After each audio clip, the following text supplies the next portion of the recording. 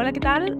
Hoy vamos a hablar sobre la adaptación durante el embarazo y os voy a contar un poquito sobre cómo conocer esos cambios físicos que se suelen producir durante el embarazo, especialmente durante los primeros trimestres, los primeros meses. Luego vamos a ver qué cambios son normales y qué cambios no son tan normales, y son anormales y habría que saber un poco los signos de alarma.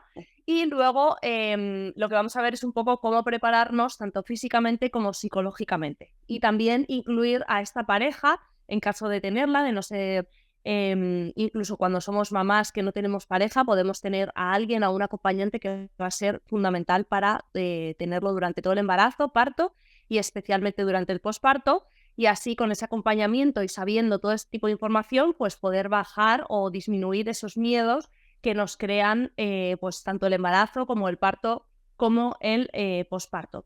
Hay que ver que el embarazo es un proceso que es fisiológico, es totalmente normal en la vida de la mujer y lo único que pasa es que el feto se desarrolla dentro del útero.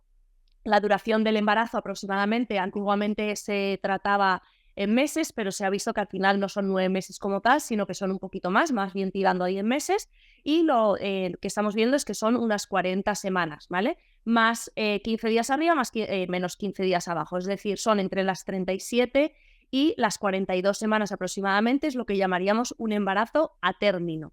Se cuenta desde la última regla, aunque muchas veces también se corrige un poco con la ecografía. Los cambios que vamos a notar en el útero son los movimientos fetales, que aparecen aproximadamente entre las 18, 22, 24 semanas. Normalmente, si es el segundo, suelen aparecer un poquito antes o lo solemos notar un poco antes. Y si somos primerizas, normalmente a partir de las 20, 22 semanas.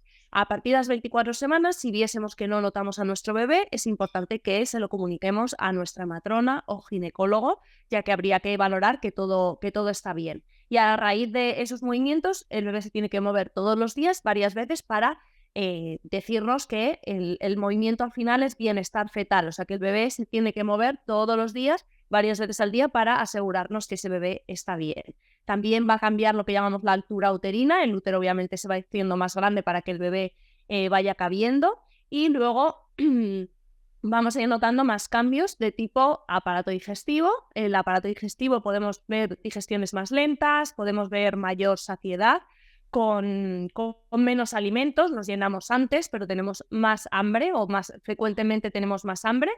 Luego vamos a ver que también las digestiones son un poquito más pesadas, así que hay que tener en cuenta el tipo de alimentos que estamos comiendo. Vamos a notar más estreñimiento dentro de la normalidad, más acidez, como que nos quema un poquito así en la boca del estómago, así que importante también que si nos resulta muy incómodo, tenemos ardores, pues que comamos, intentemos no comer justo antes de irnos a dormir, por ejemplo, o no tumbarnos directamente después de comer para tener mejores digestiones. Y también pueden aparecer las famosas hemorroides que pues pueden molestar un poco, especialmente después del parto y normalmente vuelven a su lugar, pero en ocasiones muy puntuales haría falta intervenir en caso de que no se reduzcan de la manera correcta. Las recomendaciones dietéticas simplemente es comer frecuentemente y menos cantidad, mayor consumo de fruta, verdura y agua y un ejercicio moderado. Hay que ver que no estamos enfermos, que al final somos personas sanas, tenemos un embarazo normal y no tenemos ningún tipo de riesgo, o nuestro ginecólogo nos dice que no podemos realizar o tenemos que estar en reposo absoluto por lo que sea. Lo normal es que podemos hacer ejercicio desde el primer día. El primer trimestre es un mito que no se puede hacer ejercicio. El ejercicio que normalmente no hacemos tanto ejercicio porque nos encontramos regular.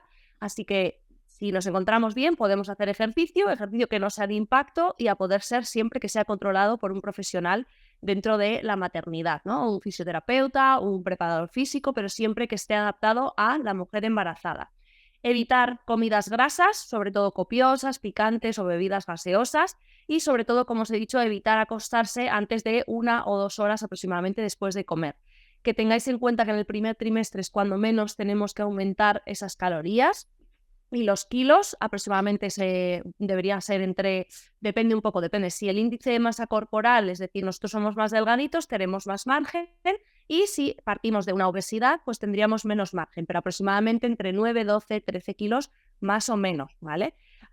Y luego la ingesta en cuanto a calorías, el primer trimestre más o menos igual, un poquito más, el segundo trimestre unas 300, 300, 400 calorías más, y en el tercer trimestre a lo mejor un poquito más, entre 400 y 500 calorías más, pero nada de aumentar muchísimo o comer por 2.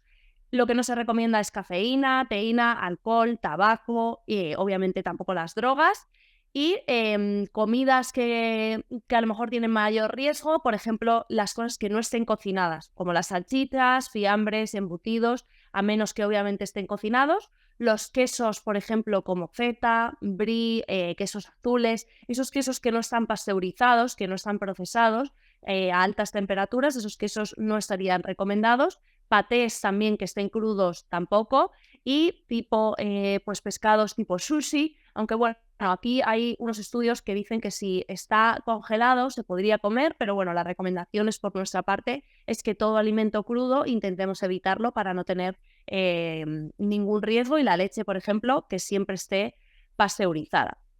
En cuanto a los beneficios, por ejemplo, del ejercicio físico, nos vamos a encontrar mucho mejor, la recuperación durante el embarazo y el posparto va a ser mucho mejor, y sobre todo la vuelta a la normalidad, el tema de la diástasis abdominal, que es cuando los rectos, la tripita vuelve a su lugar. Si nosotros tenemos una buena musculatura, nuestro suelo pélvico y nuestra condición física en general, pues va a ser mucho mejor si realizamos ejercicio durante el embarazo. El posparto normalmente suele venir, pues suele ser bastante mejor. Podemos hacer cualquier tipo de deporte, caminar, podemos hacer yoga, pilates, podemos hacer natación, lo que a vosotros os guste más, pues eso es lo que os recomendamos. Y luego, en cuanto, por ejemplo, al aparato urinario, hay mayores posibilidades de tener infecciones de orina, además sin síntomas, hay veces que ocurre. Entonces, importante mantenerse bien hidratado y sobre todo los controles regulares durante el embarazo.